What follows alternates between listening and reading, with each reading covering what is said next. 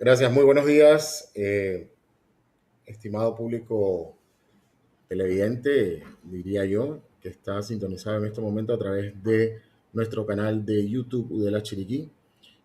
Damos la cordial bienvenida a esta actividad tan importante que tenemos preparado para todos ustedes en el día de hoy. Definitivamente que la Universidad Especializada de las Américas siempre buscando innovar y tratar de llevarle a la comunidad udelista y al público en general información de primera mano. Hoy y en este mes, pues más que todo, que estamos en la celebración de el pasado 7 de abril, se celebró el Día Mundial de la Salud. Hoy, 11 de abril, estamos pues conmemorando la celebración del Día Mundial de la enfermedad del Parkinson. A todos los presentes, pues nuevamente muchas gracias. En nombre de la directora de nuestra universidad, la profesora Sugeli Serrano, damos la más cordial bienvenida.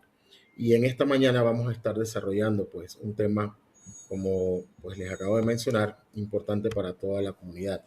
Estaremos hablando sobre una enfermedad que para todos, para muchos es conocida, para otros muchos no, sobre todo por el tipo de enfermedad que afecta pues el cerebro más que todo.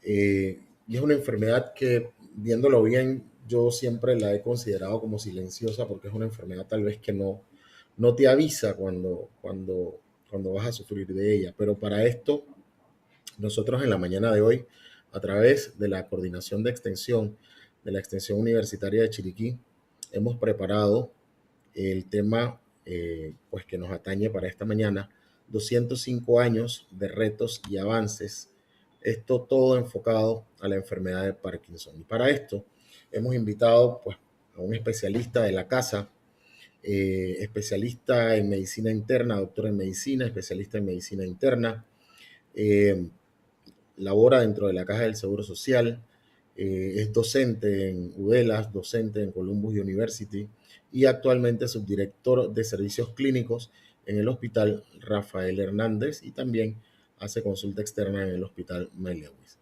Para el desarrollo de este tema en esta mañana, enfocados en la enfermedad del Parkinson y reiterando el título 105 años de retos y avances, presentamos al doctor Johan presentamos al doctor Johan Serrano. Buenos días, doctor. Muy buenos días. Los micrófonos son suyos. Muchas gracias. Quiero agradecerles la oportunidad que la universidad me brinda para exponerles este tema, que pues, si bien es cierto, no soy neurólogo, pero es una de las áreas de la medicina en la cual tengo bastante interés y veo también bastantes pacientes con esta patología y sobre todo hoy, celebrándose el Día de la Enfermedad de Parkinson. Les he preparado algunas diapositivas, espero que no sean muy complejas y que sean del alcance y del beneficio para todos, que voy a pasar a compartir.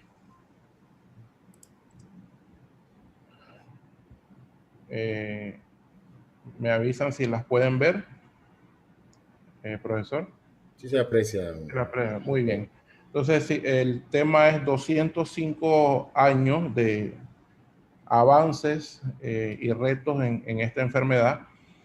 Decimos 205 años porque la descripción científica de esta enfermedad se dio en el año 1817 por un médico británico, James Parkinson, a quien le debemos el nombre de esta enfermedad, y casualmente hoy en 2022 cumplimos 205 años de esa primera descripción científica de la enfermedad. Esta enfermedad afecta a todo tipo de personas. Como ustedes verán a lo largo de la presentación, ha habido personas muy famosas con enfermedad de Parkinson. Por ejemplo, en esta imagen, ustedes pueden apreciar a Muhammad Ali, fue un campeón mundial, un boxeador muy famoso, que pues en las etapas finales de su vida pues se pudo ver muy evidente las manifestaciones clínicas de esta enfermedad. De hecho, una de las posibles etiologías de la enfermedad de Parkinson en algunos pacientes son los traumas repetitivos a nivel de la cabeza, como en el caso de los boxeadores. Como veremos más adelante, pues hay otras etiologías que son más comunes, pero pues sí puede ser una de las causas. De hecho, hay una patología que recibe el nombre de demencia del pugilista o del boxeador.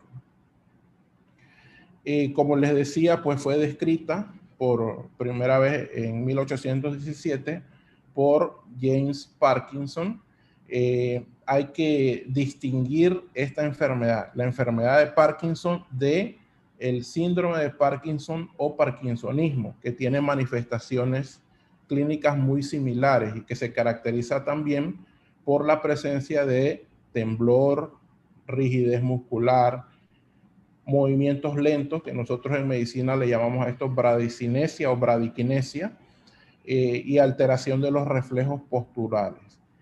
En el caso del parkinsonismo, este puede ser secundario a otras etiologías, como por ejemplo los fármacos, y que en este caso no serían de carácter permanente.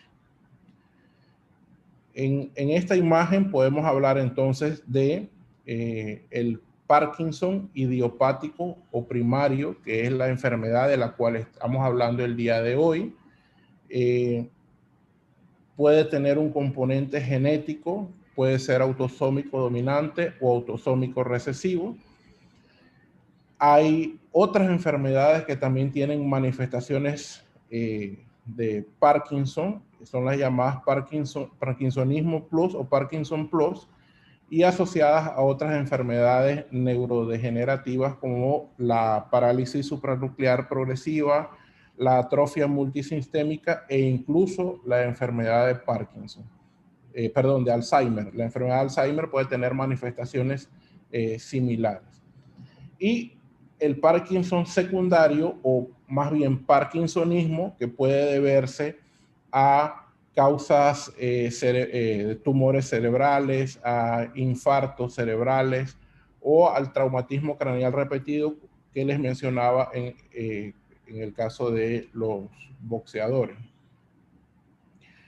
Ya les hablaba de la historia de esta enfermedad, pues obviamente que siempre ha existido desde que existe la humanidad, pero el primero que la describe en términos científicos fue James Parkinson. Sin embargo, existen descripciones de la enfermedad en las medicinas griegas, en las medicinas hindú, en los ayurveda, en la medicina china. Todos hacen descripciones de una enfermedad que se da sobre todo en individuos adultos, mayores, y que se asocia a lentitud del movimiento y temblor de reposo. Esas son todas las descripciones que hacen en la medicina antigua. Este señor, James Parkinson, le dio el nombre de parálisis agitans o parálisis agitante. Y él la describía pues, como una enfermedad que producía mucha rigidez, sobre todo en el tronco, lentitud de movimiento, alteraciones en las expresiones faciales y el temblor típico, temblor de reposo. Algunas décadas más tarde, un francés, Jean-Martin Charcot, completa esta descripción y en honor a James Parkinson, él le da el nombre de enfermedad de Parkinson. Prácticamente 100 años después de que Parkinson habló de la enfermedad, Tetriakov describe que era en la sustancia negra, que es una parte que está en el tronco encefálico a nivel del mesencéfalo. Él decía que era allí donde estaba el problema, en la sustancia negra, que es un lugar del cerebro donde hay neuronas que producen dopamina. Para el año 2000, prácticamente, entonces ya 200 años después, Arvid Carlsson, un médico sueco, recibió el premio Nobel de la medicina debido a sus trabajos en el campo de la enfermedad de Parkinson. Bueno, dentro de la audiencia me imagino que habrá alguien que pueda reconocer esta pintura, que es de un famoso pintor y escultor español, Salvador Dalí, quien también padeció de esta enfermedad de Parkinson. Él es un representante de la pintura surrealista, unos cuadros muy típicos, pero bueno, lastimosamente en final de su vida pues también pues manifestó la enfermedad. Bien, al principio de la charla les decía que existen un síndrome, el síndrome de Parkinsonismo, que se parece mucho a la enfermedad, pero que suele no ser permanente y puede estar asociado a ciertos fármacos. Esto recibe el nombre de Parkinsonismo. Se ve en pacientes que utilizan fármacos antipsicóticos, los pacientes con problemas psiquiátricos que utilicen antipsicóticos típicos, o sea, de los más antiguos, como la clorpromacina, la levomepromacina, entre otros, pueden presentar manifestaciones de rigidez, de temblor, y que se deben pues a estos fármacos. En este caso no es la enfermedad de Parkinson, sino es un parkinsonismo secundario al uso de fármacos.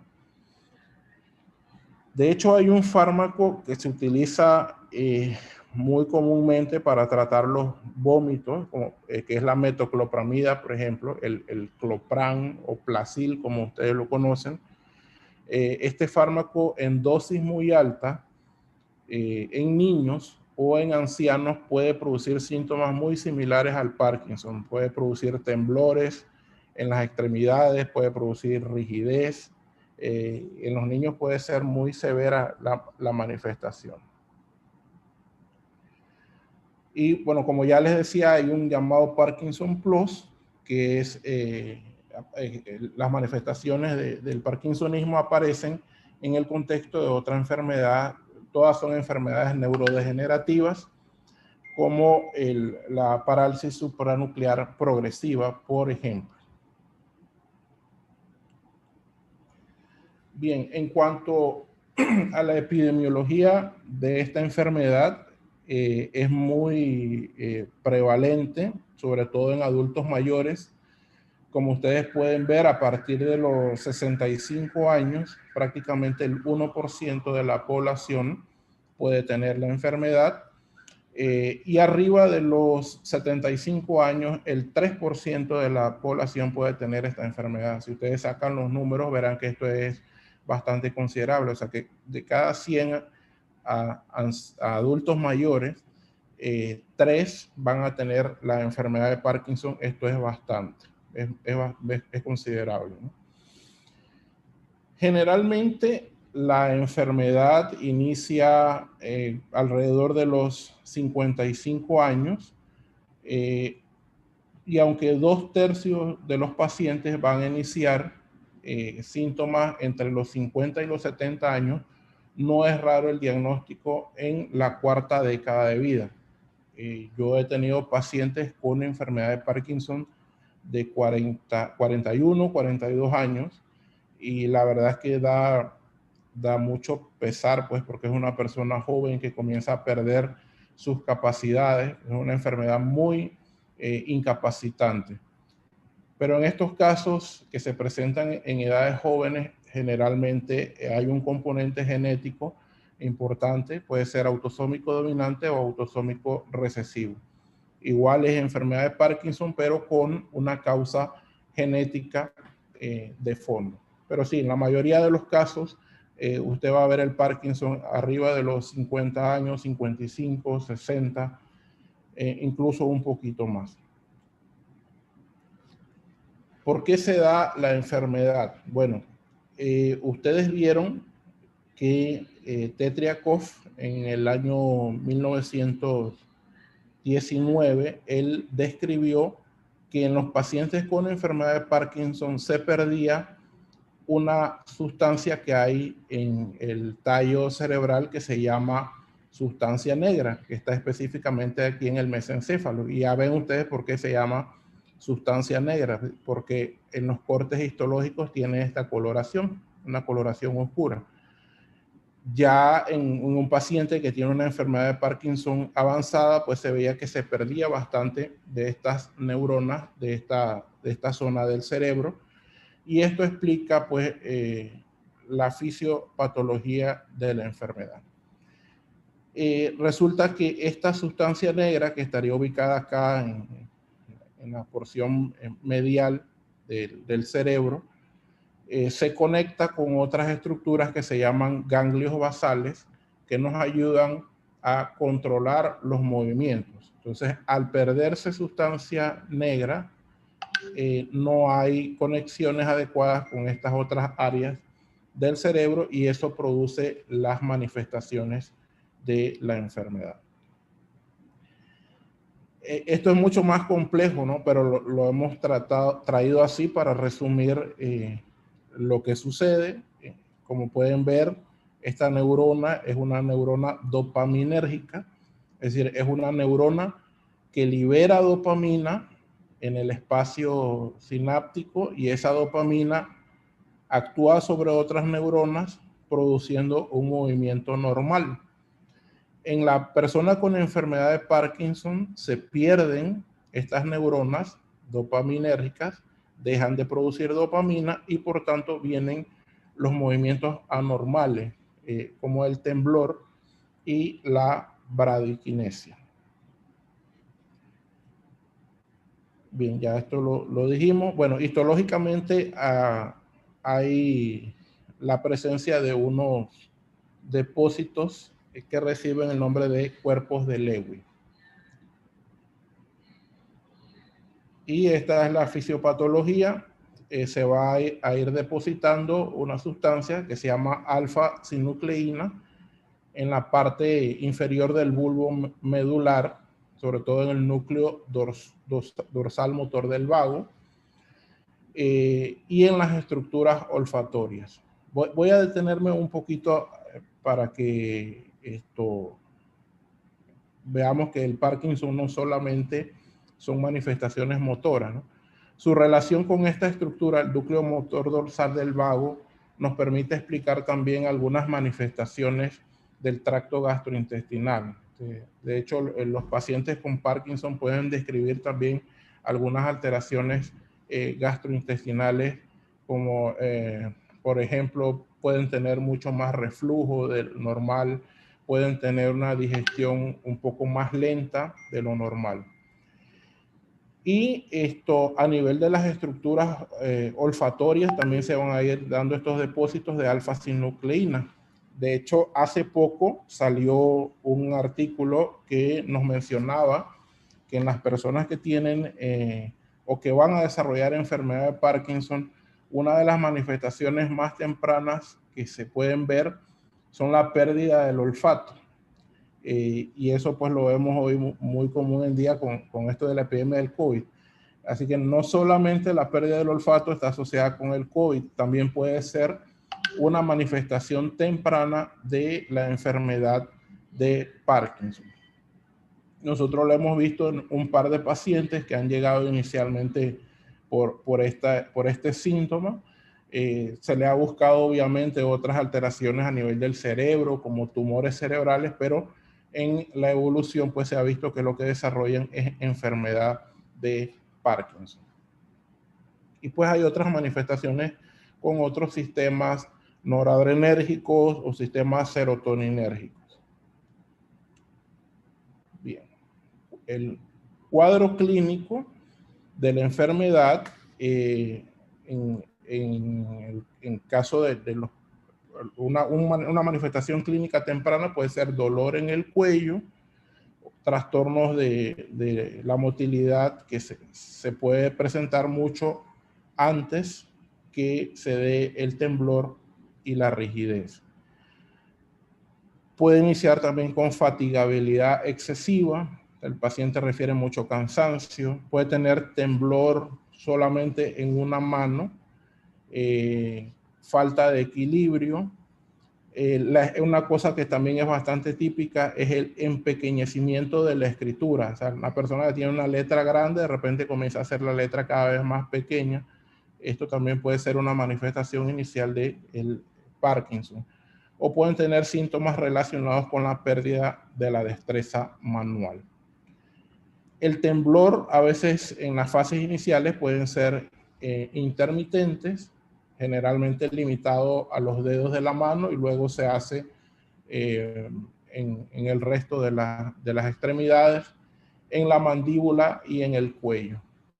El temblor de la enfermedad de Parkinson es regular, es rítmico, tiene una frecuencia de entre 3.5 y 7 hercios, es decir, 3.5 ciclos por cada segundo. Parece un poco exagerado, pero a veces los neurólogos cuentan estos ciclos y eso les permite a ellos diferenciar si es por enfermedad de Parkinson el temblor o por otras enfermedades como por ejemplo el temblor esencial. Una cosa característica del temblor en la enfermedad de Parkinson es que es un temblor que está presente en reposo y disminuye o desaparece con el movimiento del miembro afectado. Bien, ahora que estamos entrando en la Semana Mayor, en la Semana Santa, ustedes recordarán al gran Papa Juan Pablo II, también otro de los famosos con enfermedad de Parkinson. Los que pudimos ver la evolución de su vida.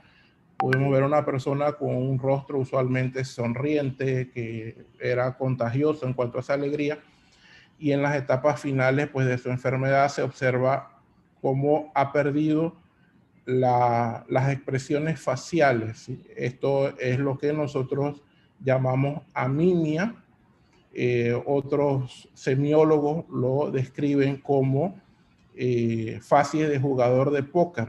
Ustedes saben que el que ha jugado póker sabe de qué hablo, a qué me refiero. Cuando usted está jugando póker, usted no puede expresar nada en la cara porque si no va a delatar el juego que tiene entre manos. Entonces, en la enfermedad de Parkinson se pierde la expresión facial, todos los músculos mímicos. Ya les mencionaba, perdón, que tienen bradicinesia o acinesia, que es una reducción o enlentecimiento de los actos motores automáticos y voluntarios. Los pacientes nos dicen a nosotros, por ejemplo, doctor, mire, yo cuando voy a intentar pararme de la silla es como si yo estuviera frenado, como si alguien me estuviera poniendo un peso para mantenerme dentro de la silla. Eso es bradicinesia o acinesia. Esta pobreza motora es el síntoma más incapacitante de la enfermedad de Parkinson y pues se va a manifestar de forma variada y depende de la fase evolutiva de la enfermedad. Ya les mencionaba esto sobre la fase de jugador de póker. Los pacientes tienen también una rigidez muscular que nosotros hacemos evidente cuando evaluamos al paciente, cuando intentamos flexionarle o extenderle una extremidad. Usted siente como si el movimiento se descompusiera en pequeños saltitos. A eso nosotros le llamamos rigidez en rueda dentada y es muy característico del Parkinson. Y es una rigidez que afecta por igual tanto a músculos extensores y flexores y a veces está sujeta a interrupciones rítmicas. La postura típica de una persona con Parkinson es que ellos tienen el tronco flexionado, tanto la cabeza y el tronco, y también los brazos están pegados al cuerpo, las piernas también están ligeramente flexionadas, y cuando ellos comienzan a caminar tienen una marcha bastante típica. Nosotros le llamamos a esa marcha festinante.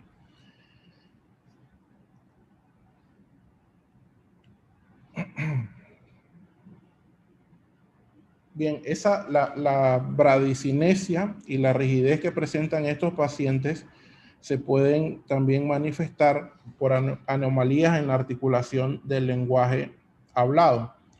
Y vuelvo al ejemplo típico de Juan Pablo II. Si usted se va a una grabación de un discurso de Juan Pablo II en los años 80 y lo compara con una de finales de los años 90 o de inicio del 2000, usted va a evidenciar estas alteraciones en la articulación del lenguaje. Los pacientes advierten que les cuesta alzar la voz y esta incapacidad puede alcanzar el punto de que solamente pueden susurrar, o sea, pueden hablar muy bajo. Finalmente, estos pacientes también abundan en alteraciones del sueño, tienen problemas para conciliar el sueño o a veces, como no duermen bien también durante la noche, durante el día van a presentar una somnolencia excesiva.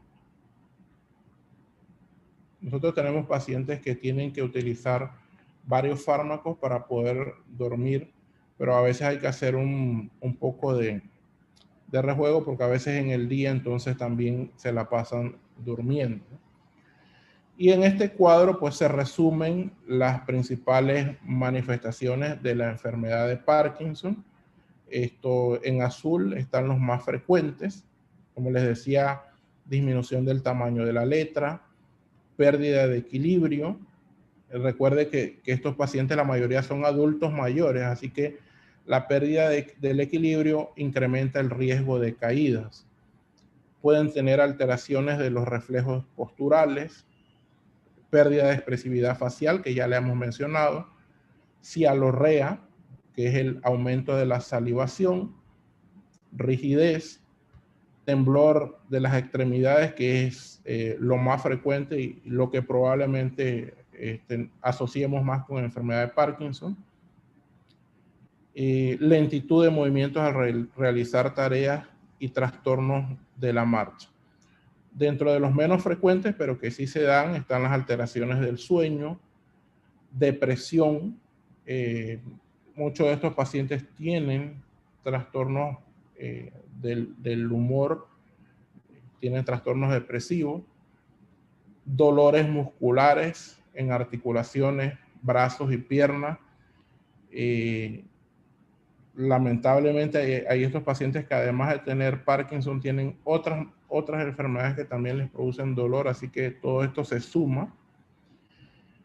Y hay un tipo de demencia asociada también a la enfermedad de Parkinson.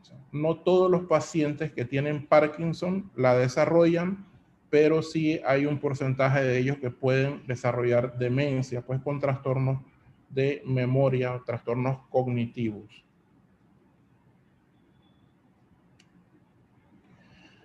Bien, en cuanto al diagnóstico diferencial, es decir, otras probables etiologías que se parezcan al Parkinson, está la hidrocefalia de presión normal, de la cual no vamos a hablar, la atrofia multiorgánica, el temblor esencial y la demencia por cuerpos de Lewy. Estas son las enfermedades que se manifiestan, que tienen manifestaciones parecidas a la enfermedad de Parkinson. Bien, en cuanto al tratamiento, el tratamiento de esta enfermedad debe ser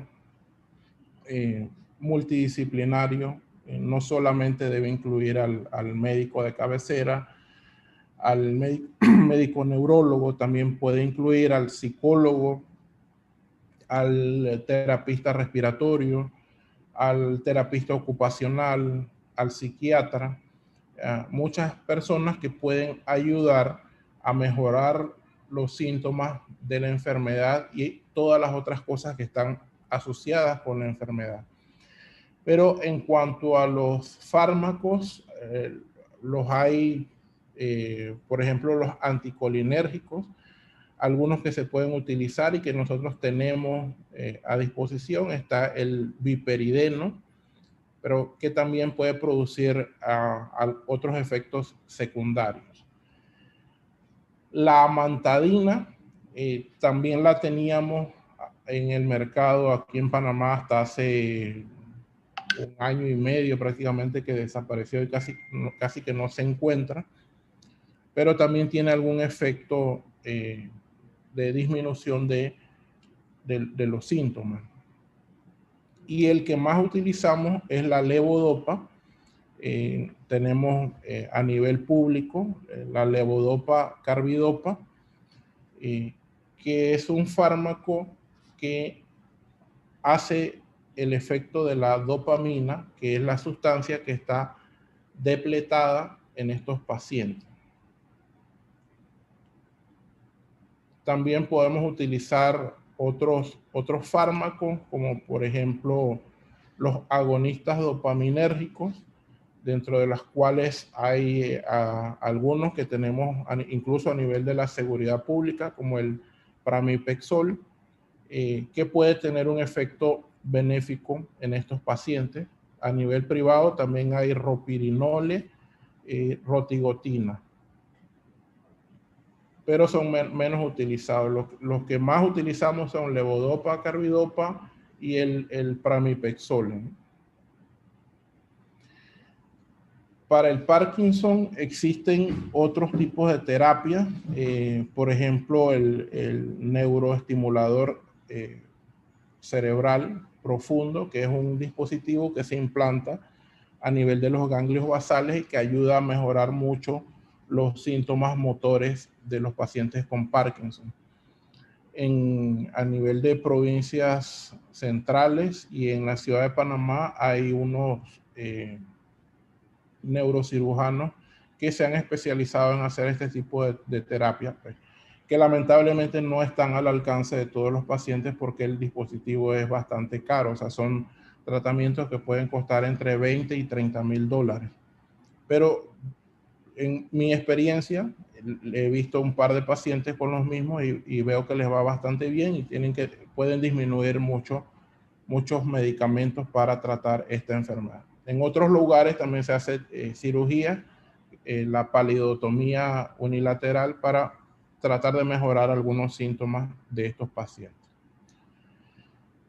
Bien, aquí tienen en esta imagen un famoso con la enfermedad de Parkinson, Ozzy Osbourne, una estrella del rock, que también si ustedes hacen comparaciones de fotografías de él hace unos años atrás con las actuales, pues se ve el cambio en el rostro con la pérdida de las expresiones faciales. Bien, una pregunta que se hace mucho las personas es si esta enfermedad se puede prevenir. Yo les puedo decir que nosotros en este momento no podemos hacer mucho contra la genética, pero hay probablemente algunos estilos de vida que pueden ayudar a disminuir el riesgo de tener enfermedad de Parkinson. Por ejemplo, el hacer actividad física, sobre todo el ciclismo. Hay algunos estudios por ahí que hablan de que las actividades con bicicleta pueden reducir la enfermedad, el riesgo de tener la enfermedad. El consumo de café y té verde probablemente tiene un efecto benéfico. Obviamente, evitar el cigarrillo. El cigarrillo es malo para todo. Así que en este caso también tendría un efecto benéfico. Hay algunos estudios que han mencionado que algunos agricultores que han estado expuestos a ciertos agroquímicos tienen mayor riesgo de enfermedad de Parkinson. Yo de hecho tenía un tío abuelo que cultivaba tabaco y sabe que en el cultivo del tabaco tienen que utilizar una gran cantidad de agroquímicos y él al final pues terminó con enfermedad de Parkinson. No sé si existía una asociación directa, pero yo creo que sí. Evitar impactos fuertes en la cabeza también puede prevenirlo. Yo creo que esto en el caso de los boxeadores es un poco difícil, ¿no? Tiene que ser muy bueno para que no le peguen, pero probablemente esto también tenga un impacto en prevenir la enfermedad de Parkinson. Y se habla por ahí de consumir dietas de antioxidantes. Yo creo que las dietas de antioxidantes en términos generales son buenas para todas las enfermedades cardiovasculares, pero pues no existe una evidencia suficiente, pero es probable que todo esto sí ayude a disminuir el riesgo. Sin embargo, si tenemos una genética que nos va a determinar que vamos a tener enfermedad de Parkinson, contra eso en este momento no podemos hacer mucho. Resumiendo, pues es una enfermedad que es bastante prevalente, es muy discapacitante y en la cual nosotros podemos intervenir mucho. Gracias a Dios en UDELA pues se están formando profesionales en rehabilitación que pueden tener un rol muy importante en manejar estos pacientes. Podemos mejorar la calidad de vida dándoles el tratamiento adecuado, manejando los otros síntomas que están asociados a esta enfermedad, muchos de los cuales no los he mencionado hoy, pero pues debemos saber que existen otros síntomas que no solamente son los síntomas motores que hemos mencionado hoy. Y pues finalmente recordar que las manifestaciones clínicas son típicas e incluyen la bradicinesia o bradiquinesia, que es la lentitud de los movimientos, el temblor de reposo, sobre todo en las manos, en la mandíbula y en la cabeza, la anemia, que son la falta de expresión facial, la cialorrea, que es la salivación abundante. Esta enfermedad pues se diagnostica más que todo de forma clínica, o sea, las manifestaciones son las que nos van a dar el diagnóstico de la enfermedad, y esto pues podemos hacer mucho por estos pacientes. Muy bien, creo que eso era lo que les traía para el día de hoy, profesor. No sé si alguien tiene alguna pregunta, alguna duda o algún comentario. Estamos a la orden. Excelente, doctor Serrano. Definitivamente que es una enfermedad la cual hace que surjan muchas interrogantes. Para mí, sobre todo, la parte de el tipo de personas a las que afecta cuando vemos la parte de deportistas, el boxeo. Hay jugadores de NFL que son jugadores que tienen mucho contacto. Hay un estudio que se hizo hace unos años atrás, lo realizó un doctor, creo que fue un doctor nigeriano, Bennett Omalu, en donde se determinaron pues algunas situaciones que padecían estos jugadores después de haberse retirado o estando activos, los cuales manifestaban algún tipo de comportamiento disociativo y también pues enfermedades degenerativas del cerebro. Asumo yo que tiene que ver con la parte del contacto. Si vemos como una enfermedad neurológica, los artistas de rock están expuestos siempre a altos sonidos, están expuestos a luces y a otro tipo de situaciones que también afectan la salud definitivamente, ¿no? Y todos sabemos que hablamos del consumo excesivo de cualquier tipo de sustancia que altera el normal desempeño del organismo. También por ahí tenemos artistas de cine, ahí está Michael J. Fox, que tempranamente esto desarrolló síndrome de Parkinson. Él es muy famoso por las películas estas de Volver al Futuro. Y casualmente, muy poco después de terminar esta saga, comenzó presentando alguna sintomatología. Usted mencionaba que ahí muy pocas veces se da, pero quisiera yo consultarle. ¿Existen pacientes con Alzheimer y Parkinson a la misma vez? Que tiene que ver una con la otra, el desarrollo de una con la otra.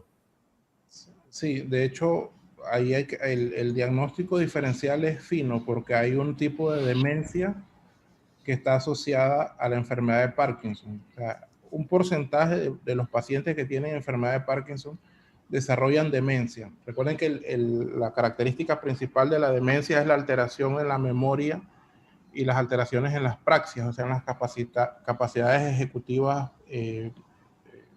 complejas. Así que sí pueden coexistir ambas enfermedades, pero allí hay que hacer un diagnóstico un poco más fino y ver si la demencia que tiene el paciente es por la misma enfermedad de Parkinson o si es un Alzheimer más Parkinson, que eso sí es, la verdad, que tener muy mala fortuna, ¿no? Tener las dos cosas a la vez, pero sí puede pasar. Sí puede pasar. Totalmente, son dos enfermedades generativas que no, pues definitivamente ningún ser humano debería padecerlas, pero bueno. Dentro de la parte esta donde veíamos los síntomas o algunas señales que pueden despertar esas incógnitas, esa pérdida de esa de la pérdida de la motricidad, pérdida de la motricidad fina, puede despertar una alerta temprana en el posible desarrollo de la enfermedad.